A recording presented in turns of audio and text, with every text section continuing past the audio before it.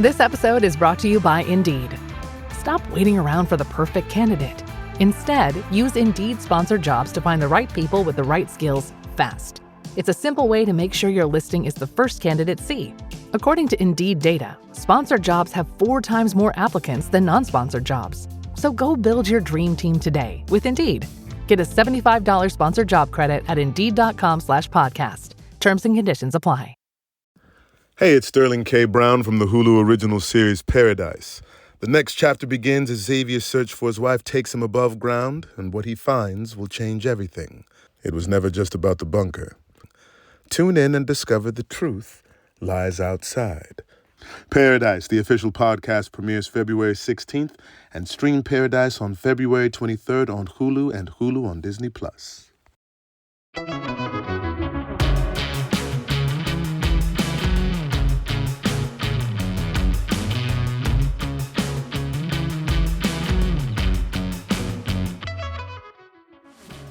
What's going on, everybody? It's your host, Will Cooper, coming back for another HuntStand podcast episode. On today's episode, of course, we're going to be talking turkey hunting, but we're going to be talking about the NWTF. We've got Pete Muller, who is the public relations manager on over at NWTF, and we're actually down in Texas with him at the recording of this podcast. We were putting some birds on the ground, hanging out with some Nashville, Tennessee country music artists, and just having a good old time.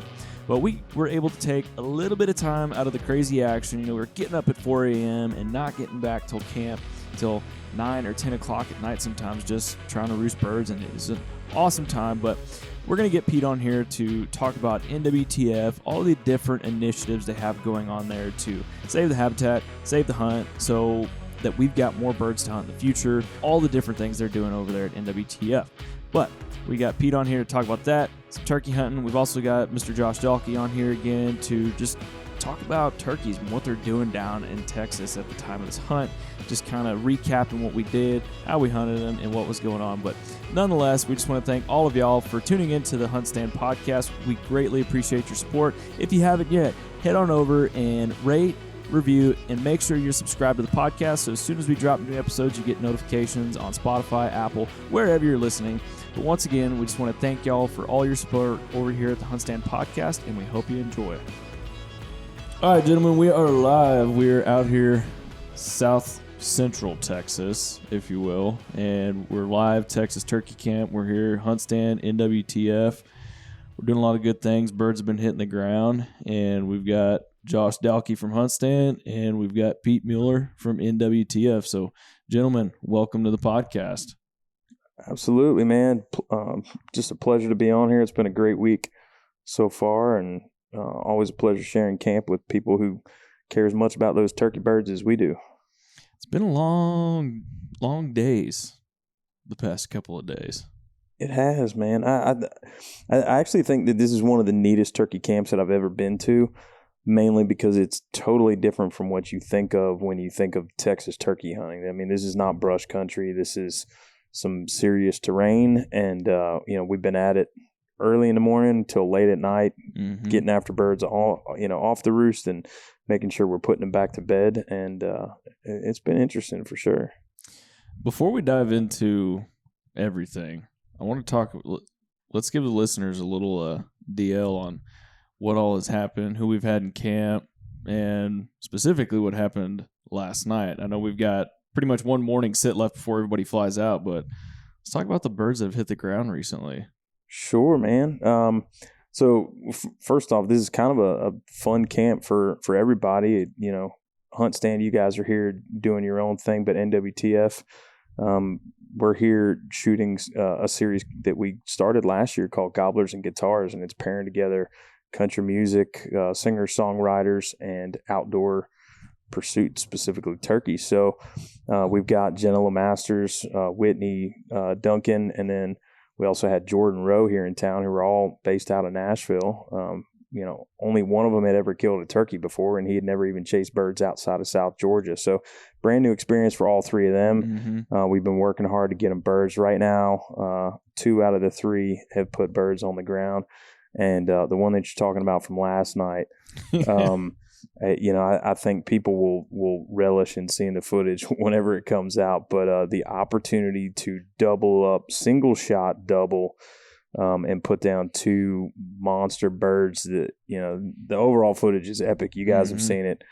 I think it's a truly awesome experience the way we've been able to hunt birds here. Base jumping off of cliffs,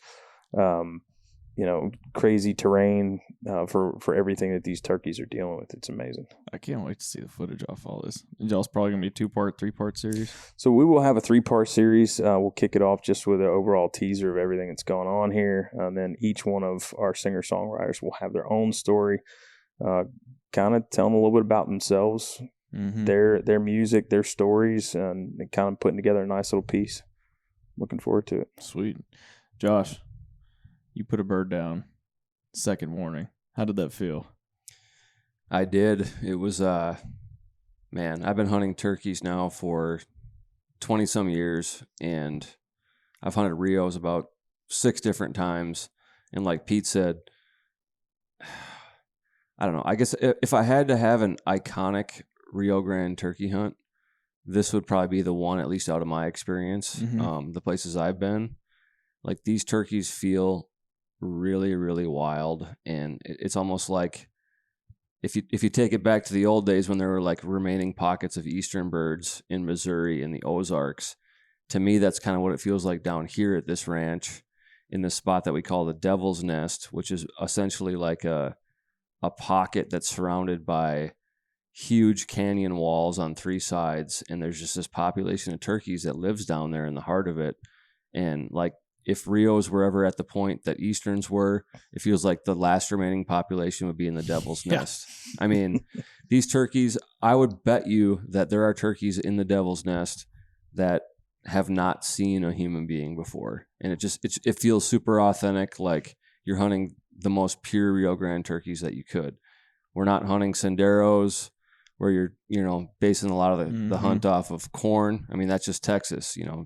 There's not a lot of good dirt down here for food plots, and there's not a lot of moisture. So it's just natural that you feed wild game with protein feeders and corn feeders, and that's how you do a lot of your patterning for your hunting, including turkeys, where it's completely legal. But here it's like you got this population of turkeys that are just down there living life, running this dry creek bed, eating a bunch of natural vegetation, and you got oak trees and all this stuff, and they're just out there browsing, living their life. And when I killed that turkey a couple days ago, I can honestly say that it was in the most beautiful place I've ever shot a wild turkey in my whole time as a turkey hunter. It was insane. Oh, by far. Like, those pictures don't do, like, I know the pictures were cool, but it just didn't do that scenery justice. No, the pictures nor the footage do it justice. Like, you can sit here and like try to visualize what we've been seeing, but I guess that's one of the cool parts about it. Even when you're photographing and filming a hunt, like, that what you show to people at the end, like, you still get to hang on to that little piece that the viewer doesn't even get. Like, that's your special little heart of the hunt that you cannot express through the lens of a camera. And that's what you get to cling on to. Like nobody else can experience it the way that you did. We try to do our best to portray that and show it, but it never does it justice. And that's all the more reason to get out there and do it yourself. I agree, man. I agreed. This is a special place that we're at down here. So, Pete, let's talk NWTF. And I know I've kind of done this a little backwards, but typically I start the podcast off with doing a 30-foot tree stand view of who our guests are. Everybody's met Josh already, but give us a 30-foot tree stand view of who you are, man. What do you do for NWTF? Title? Give us the skinny of Pete. Oh, goodness gracious, man. So been with the Turkey Federation, it's either 8 or 9 years at this point. But my entire tenure at the organization, I've been involved with communications department. Whether, press releases when I first started, helping out on social media. Now I manage website and am involved in a lot of different touch points on the communication side. And this instance here where we're down here doing some shooting, this is just one small thing where A couple times a year, I help put together some camps. Again, this time, fortunate enough that Josh and I were able to get this thing together. But it's really trying to help shape the brand as we move forward, trying to tell the NWTF story in a new way, and share the experiences that are being made possible by the great work of our volunteers on the ground. All those people that are out there helping to raise funds, helping to make sure that there are turkey birds around for, you know, the newbie hunters and first time hunters like we have here in camp. Mm-hmm. But, you know, I honestly don't even know what my title is anymore. It's one of those things. Man of many hats. But you know, we've got a lot of great people on the communications team that are helping to put together books and turkey call episodes and all the great content, just telling all the great things that are going on right now. Sweet, man. One of the things I want to kind of dive into, because I feel like my generation specifically and younger don't have a real grasp on what a lot of conservation groups do. I think they see them, they think they're cool, but I don't think they have like a real big grasp. And so kind of tell us a little bit, what all exactly does NWTF do? I mean, obviously we're talking turkeys, but what all does NWTF do? All right. So, you know, before I tell what we do now, I'm going to give just a very, very quick backstory. But obviously NWTF was started back in 1973 with a mission of helping to conserve this bird that we all love chasing every spring. But it was also an organization that knew the importance of our hunting heritage and what that was going to be able to do to help continue these pursuits, you know, into the future for future generations. So, obviously, through all the work that was done with partners, members, volunteers, state agencies, the bird went from about 1.2, 1.3 million up to almost 7 million at its height. You know, now we're actually sitting at about, I think it's anywhere between like a 15 to 18% decline off that high, but we're still sitting at 6.25 million birds across the country. And so we've now spent a lot more time not transplanting birds place to place, but what we're doing is trying to make sure that the habitat for these birds specifically is suitable to help them continue to breed, reproduce, have high recruitments, and it's all part of a cycle that, you know, that is beneficial to species far beyond just the American wild turkey. But we're doing all those things in addition to funding research. We actually just announced additional funding that we opened up. We've been taking requests for proposals on that. Yeah. I think that's actually getting ready to close here soon. But we're starting new, larger landscape level initiatives that are bringing in non-hunting, you know, and outdoor partners into the fold. But just people that have a shared sense of outdoor recreation, and we're getting to share our story with them. They're getting to learn about what we're doing and how it benefits everybody. Whether you like outdoor recreation, or you like clean water, or you like, you know, healthy forests around it. I mean, obviously certain parts of the country, the work that we're doing is as simple as helping to maintain habitat for birds, but it's also helping to cut down on wildfires. It's a very, very important thing to a lot of communities. But then we're still involved in some of our hunter recruitment pieces, because we understand that while the total number of hunters may not really be changing, the percent of the overall population is changing, and that's the part that's decreasing. And for us to be able to continue these pursuits, we do need to have an increased voice to weigh in on policies, and those are things that we're also involved in. State level, federal policies, all those things. I actually just saw today that Recovering America's Wildlife Act just passed out of committee. It'll go on to the Senate floor. But those are things that we've been pushing for to try to help get additional funding for wildlife conservation. So there's a lot of touch points beyond what normal people see. The part that they see the most of is, hey, I go to a banquet, have a whole lot of fun with my friends, bid on some cool gear that I'm going to then put up out in my house, or they go to convention, become a member that way. But they sometimes maybe don't understand where all their money's going. But there's a lot of great funding. I think, you know, even in a COVID year, it was still 86 cents on the dollar that we're putting back towards mission-related activities. And then we're able to leverage that sometimes as much as, you know, 20 to 1, but on an average, probably closer to about 10 to 1 to get great stuff done across the country and in high need areas of impact for those turkeys. Got it. Why? That was a whole lot more winded than probably what you were expecting. No, I like it, man. I do. You know, I want to back it up a step. Why do you think, like I've heard this not only from you, but from other sectors in the hunting industry, why do you think our hunter numbers are decreasing? Because to me, it doesn't make sense when you hear about how many public land hunters there are out there. What's your thought on it? What's your take? You know, I think this is all work that we did actually in looking at the overall organization as a part of the rebrand. It's that, again, it's not so much that the total number of people hunting is changing. Okay. It's just that the U.S. population obviously is growing. Yeah. But if you keep that flat line of, you know, with ebbs and flows of the total amount of people hitting the woods, whether public, private, or whatever, if you're increasing the amount of space that they have to occupy, but you're still keeping that same sliver, they just become a smaller percentage. So this isn't, you know, whether it's, you know, 16 or 11 million as far as the people hunting, you know, you compare that with the total U.S. population. Since the 80s, it's gotten to be far more or far less percentage of the population. And that matters when it comes to things like policy, is if you're that tinier voice trying to speak up saying, hey, we're here and this is something that's important to us, but the majority of people really don't care about hunting and or understand even what it does for their stuff, then you're at a disadvantage. See, and I think one of the cool things too about hunter recruitment, if you will, just talking all of this, I've had a lot of people that see the things that I'm doing on social media, see things that he does and other things, and I get hit up all the time that people want to learn how to hunt. Have you seen that before?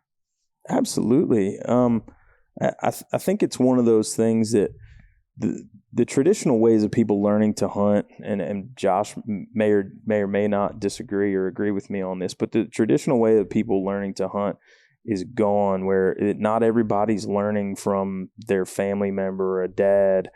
It's they're being brought in different ways. Maybe they saw something on YouTube, and now that's what they do is they just watch YouTube videos all the time. That's how they're trying to figure it out. Yeah.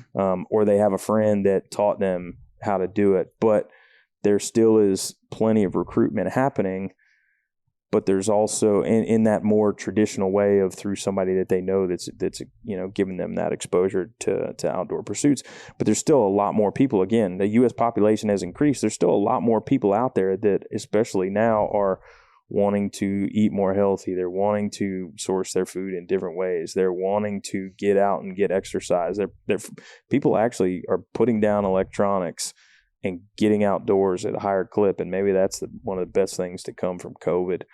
But there's people out there eager to learn, and we could either turn our nose up at them and say, hey, there's not enough space to go around, or we could educate them to where even if they say, you know what, hey, maybe this isn't for me, but I totally get it now, we're at least making an impact on them and maybe bringing somebody into our circle that then will also become an advocate for us.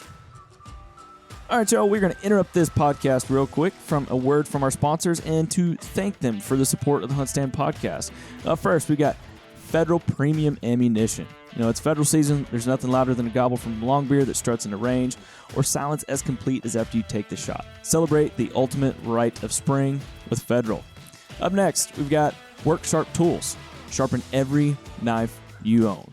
And finally, we've got Yamaha Outdoors. Revs your heart. So we just want to thank them for their support of the HuntStand podcast, and we're going to get right back to it. Tell us about Help the Yo. So, you know, I touched on this very briefly, but there's a lot of people in a younger generation right now that has never known that the perils of a turkey population that wasn't as plentiful. I mean, they came up in a time where birds were at their peak or slowly moving backwards. But we're at a time where we're seeing, as an overall American wild turkey population, you know, we're seeing unhealthy things that are going on, whether it be too many birds in certain places, and you see that in urban areas, and obviously that's not healthy because it leads to more interactions.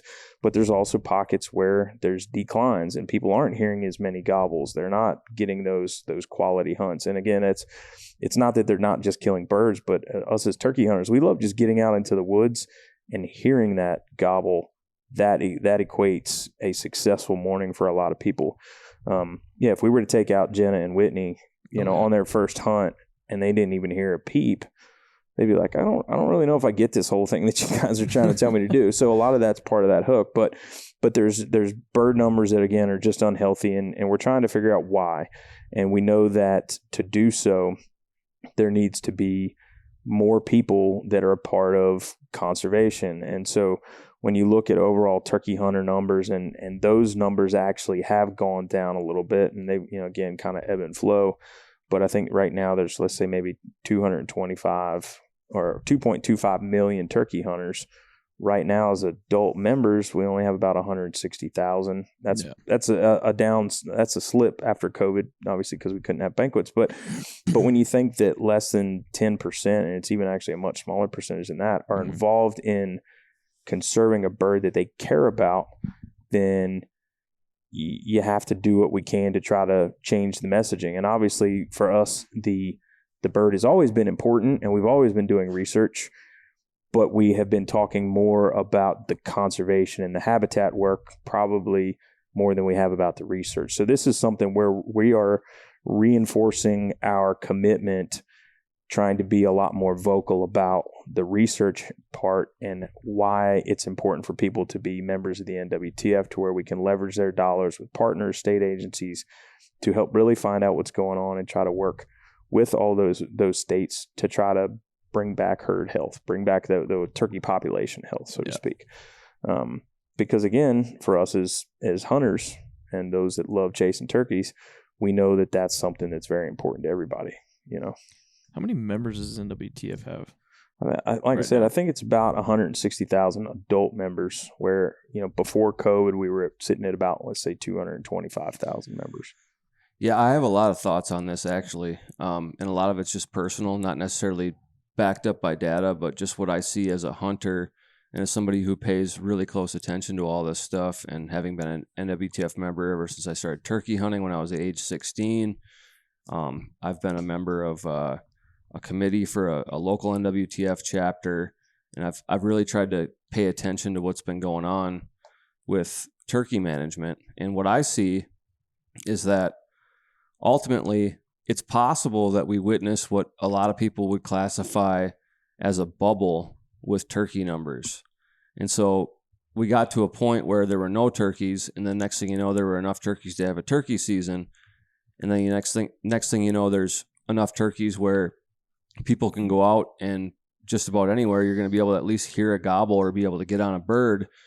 And now so many different factors have influenced a decline to the point where people are not having the level of satisfaction that they want when they go out on a hunt. The expectations have gotten very high, and some of that's due to media. I mean, people see a turkey hunting video, or, they read a magazine article or whatever, and they think they go out and it's just going to be an easy thing. And hunting shouldn't be easy.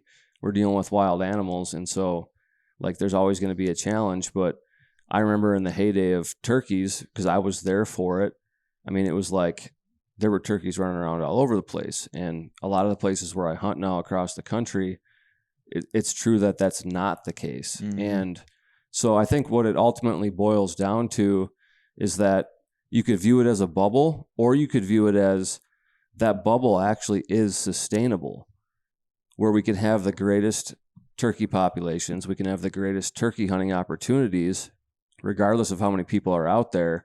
But the only way we're going to actually be able to keep that level that we had is by active engagement. And one of the ways to do that is through being part of the NWTF, supporting what they do, putting money into it, working on research and management and all the things at the ground level that you need to maintain those populations so that everybody can go out and have a good experience. Yeah. It'd be easy to just say, well, yeah, that was the heyday, but it's not going to be like that anymore. Well, that could be the case, but you get what you put in. It's an investment. It's always an investment for conservation. And like Pete said, when you're talking about a percentage of the population of people who hunt and people who can influence policies, that's really what it comes down to. It's where do people's values lie? So even if somebody isn't a hunter, if they can see the value in a wild resource just because it enriches their daily life in some manner, you know, whether they have cleaner air or better water or whatever it is, everything we do for wildlife management ultimately influences the greater ecosystem and what people have and the experience they have in life with the environment. It all connects back to what we do as hunters and conservationists. And so that all circles right back to something like wild turkey management, where a lot of the projects that are being worked on influence the greater population, whether they hunt or not, whether they even think about it any time in their life about hunting a turkey or going out and walking in the woods. The reality is, and it can be proven over and over again, that everybody's quality of life is better if the environment is in better shape. And so as passionate turkey hunters, if you ever go and buy a turkey license or you have interest in turkey hunting, it behooves you to support an organization like the NWTF, because everything that they do not only puts more turkeys on the ground and in the tree and in the roost for you to go hunt, you're going to go hear more gobbles, but it also impacts the environment. And even if you don't turkey hunt, all the habitat work that's done, it affects upland game birds. It affects white-tailed deer, the number one game species in the whole world. It affects everything anybody does outdoors because all the projects influence the greater good. So, I mean, you have to choose where you're going to spend your money and focus your efforts as somebody who wants to contribute to that. But having been an NWTF member for approximately 23 years or something like that, I would say that it's a pretty good place to throw down some dough and do your part to support conservation. I think even if you just, you know, and obviously being with the NWTF, you know, it's easy for me to say this, but, you know, we as turkey hunters, we spend a lot of money on turkey or, you know, on our turkey pursuits. I mean, it's not the most expensive hunting that you can do. Obviously, you know, but it can be. But, you know, we spend crazy amounts of money just on a box of ammo. I mean, the fact that even, you know, a box of, let's say, like Longbeard XR is $25, you're diving into TSS and you're $50 or more, you know, you're talking about a $35 investment in the NWTF, and, you know, you could get a $25 Bass Pro card back, which you're then going to spend on, you know, brand new mouth calls or whatever it is to begin with. That's pretty small pennies in you know, the whole drop in the bucket of what you're going to spend on your pursuits anyway. And if that's truly your passion, why wouldn't you be throwing in that extra little bit just to try to help make sure it's there for future generations? So, man, I agree with all that. And, you know, I think looking at Jenna, what happened to her yesterday evening, first time to ever hunt, and to be able to take two birds with one stone, and one of them has a double beard. Like, that's what you got to do to get somebody hooked and get involved and do things with organizations. Yeah, you know, I think whether you take Jenna's story of you know, the two birds, one shot, and one of them being a bird that, you know, most people will never ever shoot a double bearded or multi bearded bird that. Or you take even Whitney's experience of just getting to watch bird after bird after bird. You know, she did end up missing one, but she now has a drive to get back out, and, you know, she now has a goal that she was trying to complete when she came here of learning how to hunt turkeys and be able to take a bird. So now she may even have more fire than Jenna does. You know, but they're both learning everything about it. I mean, we spent time teaching them calling, teaching them about the bird, the biology.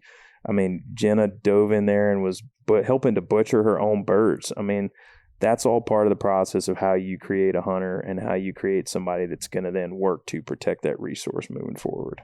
Man, like, seeing that, like, I'll probably get a little bit of hate when I say this, but I don't see a lot of women doing what she did yesterday, like wanting to dive in and learn all that. Like that was pretty awesome to see that.